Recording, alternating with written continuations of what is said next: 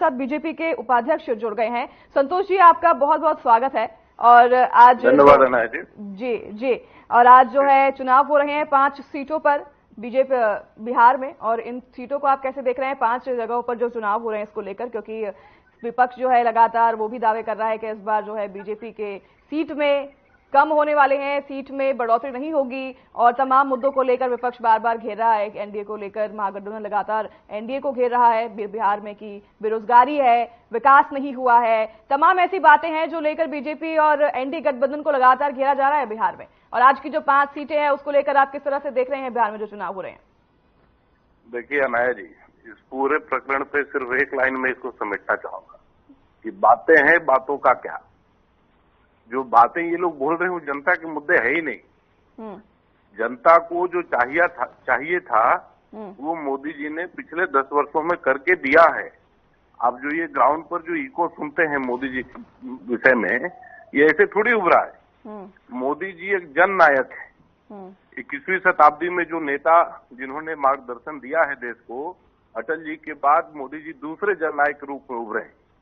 सबने मनमोहन सिंह का कालखंड देखा है और उसी के आधार पर हमको 2014 में पूर्ण बहुमत की सरकार बनाने का मौका दिया था देश ने, और हम लोग उस पर 100% खरे उतरे हैं। तो स्वाभाविक है कि जनता हमें दोबारा चुनेगी। बीच में कहीं कोई है ही नहीं। मुद्दा विहीन विपक्ष इधर उधर डोल रहा है, गड़बड़ा रहा है, घूम रहा है। एक कोई सेंट्रलाइज्ड एजेंडा तो बतावे कि किस एजेंडे पे ये लोग चुनाव लड़ रहे हैं। हमने तो शुरू से कहा है मोदी जी के नेतृत्व में कि सबका साथ और सबका विकास, और इस चीज को हम लोगों ने धरातल पर उतारा है और यही सच्चाई है। और समाज के सभी प्रकार के लोग, गरीब हों, अगड़े हों, पिछड़े हों, किसी भी वर्ग के लोग हों, वो सभी मोदी जी की नीतियों से कहीं न कहीं लाभान्वित हैं। इसलिए तो मोदी मोदी कहते हैं लोग, बीच में कहाँ कोई है। इसलिए इनका ये कहना कि विपक्ष कहीं पर भी लड़ाई में है, इसका कोई मतलब नहीं है। इसका आम आदमी से कोई लेना देना नहीं है। हम लोग बड़ी मार्जिन से, मैं स्पष्ट तौर पर कह देता हूं कि जो प्रधानमंत्री जी ने जो सारा, या प्रधानमंत्री जी ने जो हमारे लिए जो अचीवमेंट के जो विषय तय करके रखे हैं 400 सीटों का, वो किसी न किसी हाल में हम लोग जरूर पाएंगे। भाजपा अकेले अपने दम पर 370 सीटों को क्रॉस करेगी। बिल्कुल संतोष जी, अब ये तो हम भी देखेंगे कि 4 जून को रिजल्ट किस तरफ आता है, जनता किसको कितना वोट देती है। आज जो है 5 सीटों पर चुनाव हो रहे हैं बिहार में, इसको लेकर क्या लग रहा है आपको? 5 की 5 सीटों पर बीजेपी की जीत होगी? उसमें कहा किसी को शंका ही नहीं है। एनडीए की जी, बिहार की 40 सीटों पर किसी को कहीं कोई शक शुबह नहीं है। किसी को देखिए, आम आदमी के मन में अगर कोई बात आता, इन्होंने जातिवाद के लहर को उठाने का काम किया है बिहार में, और उसी के आधार पर लालू यादव चुनाव लड़ते रहे हैं। उसी लहर को उन्होंने पैदा करने की कोशिश की है। उसके अलावा तो और कोई दूसरा प्रयोग उनका है नहीं। अगर जातिवाद को बीच से हटा दें तो लालू जी का अस्तित्व तो क्या है बिहार में? लालू जी के जितने भी प्रयोग हैं वो जातियों के इर्द गिर्द सिमटे रहते हैं। आज सामान्य जनता को क्या बताएंगे लालू जी कि जब सड़कें बनाने की बात उनके कालखंड में होती थी तो कहते थे कि सड़क इसलिए नहीं बनना चाहिए क्योंकि रोड पर जो भैंस बंधा है उसको कोई दिक्कत हो जाएगा, वो लड़ जाएगी, मर जाएगी। आज क्या देश इस बात को स्वीकारने को तैयार है? बिहार के लोग इस बात को स्वीकारने को तैयार हैं? आज 21वीं शताब्दी में जब दुनिया जिस तेज गति से आगे बढ़ रही है और उस तेज गति को बिहार भी हासिल करना चाहता है, उसके बीच में रोड़ा के रूप में लालू यादव आकर बार बार खड़े हो जाते हैं और बिहार की जनता उनको बार बार तिरस्कृत कर रही है। आज नहीं, लोकसभा चुनावों में लालू जी का परफॉर्मेंस जब आप 2009 से देखेंगे, 2009 के चुनाव से, 2009 में यूपीए गठबंधन के वो हिस्सा भी नहीं थे। आपको मालूम है लालू यादव जी को 2009 में मात्र 5 सीटें आई थी, 2014 में मात्र 5 सीटें आई थी, 2019 में वो 0 पर आकर खड़े हो गए। तो 2-4 सीट जीतने वाला लोग कहां मोदी जी के 303 सीटों को पार करेगा? और ऐसे लोग क्या देश के संसद में जब पहुंचेंगे जीतकर तो वो देश का, समाज का कितना भला करेंगे? ये सभी लोगों ने यूपी के कालखंड के 10 वर्षों में देखा है। अच्छा संतोष जी, देखिए बिल्कुल ये सब तमाम बातें तो हैं कि विकास के मुद्दे हैं और ये सब बातें हैं। तेजस्वी जी का भी बयान आया था, ज्यादा टाइम नहीं हुआ है, कि वो लोग रोड शो करते हैं, हम जॉब शो करते हैं। जॉब को लेकर इस बार पूरी तरह से तेजस्वी यादव जो है एनडीए गठबंधन को घेरते हुए नजर आए हैं। आपको मैं स्पष्ट कर देता हूँ अनाया जी, हमारे 10 वर्षों में हम लोगों ने मोदी जी के नेतृत्व में 7,65,000 सरकारी नौकरी दी और करोड़ों ऐसे लोगों को रोजगार के अवसर उपलब्ध कराए हैं जिनको वास्तव में रोजगार की आवश्यकता थी।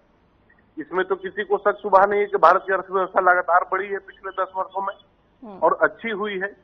क्या बढ़ती हुई अर्थव्यवस्था बेरोजगारों के कारण बढ़ सकती है क्या? अगर बेरोजगारी होगी तो अर्थव्यवस्था बढ़ेगी? मैं एक छोटा सा सवाल इन लोगों पर छोड़कर पूछता हूँ, अगर अर्थव्यवस्था बढ़ रही है तो बेरोजगारों के दम पर बढ़ रही है क्या? ऐसा होता है? ऐसा तो होता नहीं है। ये लोग जो सवाल कर रहे हैं ना, ये जमीन पर मुद्दा ही नहीं। यूपीए के कालखंड में इन्होंने कुल जमा 6 लाख नौकरियां दी थी और हम लोगों ने लगभग 8 लाख नौकरियां दी थी। इनसे 2 लाख सरकारी नौकरी में भी हम लोग ज्यादा है। या हमारे बनिस्बत कहीं खड़े ही नहीं है, कहीं पर भी खड़े नहीं। मैं हजारों ऐसे स्टार्टअप्स के बारे में बात कर सकता हूं जिन्होंने हजारों लोगों को, लाखों लोगों को इंगेज किया और लोगों को रोजगार का अवसर उपलब्ध कराए। तो ऐसा नहीं है। ये लोग जो बात कर रहे हैं जमीन पर, उसका कोई मुद्दा नहीं है। लालू यादव जी की पार्टी में जो भीड़ आती है ना, वो लोगों को मालूम है कि कहां से आती है, कैसे आती है। उस भीड़ को देखकर अगर हम लोग डर जाएंगे तब तो चुनाव ही नहीं होगा। वो एक प्रकार से आप आज जो जिस श्रेणी के लोग राजद के टिकट पर चुनाव लड़ रहे हैं, उनका एक बार अध्ययन करके देख लीजिए कि किस प्रकार के लोग चुनाव लड़ रहे हैं वहां। अशोक महतो क्या है, पूरा दुनिया जानता है। किसी भी उम्मीदवार के बारे में इनको बात कर लीजिए, सबके बारे में वही स्थिति है। सबको मालूम है कि कहाँ क्या हो रहा है। तो जनता सामान्य तौर पर ऐसे लोगों को नहीं चुनेगी। अब पहले के समय पर जब लोगों के पास साधन नहीं थे, शिक्षा नहीं थी, तब इस प्रकार के लोगों की आवश्यकता होती थी समाज में। तो लालू यादव जी को कुछ 10-15 वर्षों तक का काम करने का मौका मिल गया। अब तो स्थिति एकदम स्पष्ट है। लोगों को विकास चाहिए, डेवलपमेंट से बड़ा कोई मुद्दा नहीं है। और समाज के सभी लोगों को जो लोग नेतृत्व प्रदान कर सकते हैं, समाज उनके साथ जाएगा। तो सबका साथ, सबका विकास, और विकास के मुद्दे पर हम लोग साथ में जा रहे हैं जनता के बीच में। और दूर दूर तक किसी के लिए इसमें कहीं पर भी, चाहे 5 सीटों की बात कर ले या बिहार की सभी 40 सीटों पर बात कर ले, एनडीए गठबंधन को किसी से भी दूर दूर तक किसी भी प्रकार की चुनौती नहीं। एनडीए गठबंधन की आप बात कर रहे हैं जी संतोष जी। देखिए, अब ये इस बात से तो हम नकार नहीं सकते कि जाति के नाम पर वोट तो डाले ही जाते हैं बिहार में। जातिवाद बहुत बड़ा मुद्दा भी है यहाँ पर। लेकिन अगर आप बात कर रहे हैं एनडीए गठबंधन की, तो देखिए बिना नीतीश कुमार के बिहार में जीतना तो नामुमकिन था, ये तो हम सभी जानते हैं। तो बीजेपी भी इस बार एनडीए गठबंधन नीतीश कुमार के साथ में लड़ रही है, पर लेकिन नीतीश कुमार से लोग खफा नजर आ रहे हैं। लोगों में नाराजगी है, जिस तरह से उन्होंने अपना दल बदला और जिस तरह से उन्होंने रातों रात ये फैसला लिया, उससे लोगों में नाराजगी नजर आ रही है। तो इसका असर थोड़ा वोट पर देखने को मिलेगा। देखिए, नीतीश कुमार जी हमारे स्वाभाविक खिलाई है और नीतीश कुमार जी ने जब से अपनी पार्टी का गठन किया है, चाहे समता पार्टी हो या फिर जेडीयू, वो स्वाभाविक तौर पर हमारे एनडीए के फोल्डर में रहे। बीच में उन्होंने 1-2 बार, वो तो सार्वजनिक सभाओं में उन्होंने स्वीकारा है कि राजद के साथ जाकर गलती हो गई।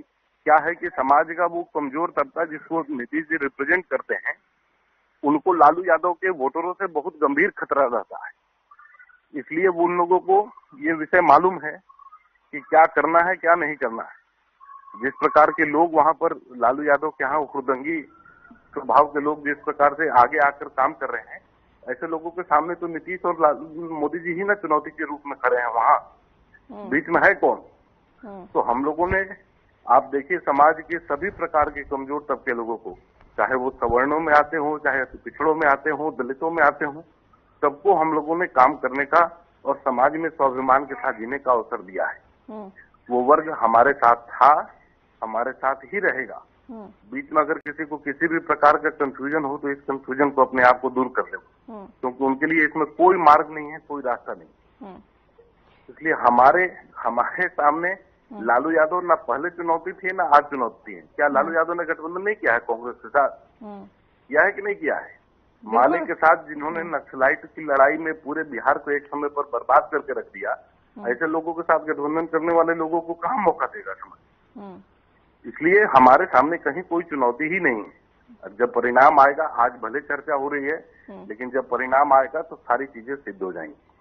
चलिए ठीक है संतोष जी, हम भी इसी का इंतजार करेंगे। 4 जून का इंतजार करेंगे जब परिणाम आएगा सभी 40 सीटों पर बिहार के, और किसकी जीत दर्ज होती है तो उसी दिन पता चलेगा। आपका बहुत बहुत धन्यवाद हमारे साथ जुड़ने के लिए संतोष जी, और हमारे साथ तमाम जानकारी भी साझा करने के लिए। संतोष जी हमारे साथ बीजेपी उपाध्यक्ष जुड़े थे अभी फोनों पे, जिन्होंने बताया किस तरह से 40 की 40 सीटों पर इस बार जीत का दावा तो